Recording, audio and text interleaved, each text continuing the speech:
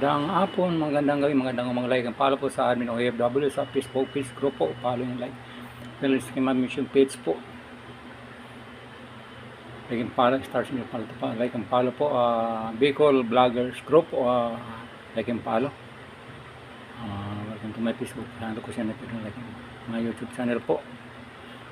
Pwede mo dito ang yung please subscribe po mga kusina. Ang ating doon mga kusina ay skinless breast part. Tinutungan sa kata extender na gulay na papaya po, yung bunga ng papaya. Bali yung kata natin yung mga kusina, sinunog natin mga kusina yan, kaya mabango po yung ating yung gulay na yung po, skin breast po, tinutungan sa kata, napakasarap po yan, lutong Bicolano po yan, yummy ang lasa. Nag-love shoutout lang mga kusina sa mga followers and viewers po sa Luzon, Visayas, Mindanao. Ingat po kayo, lagkasan po kayo naroon.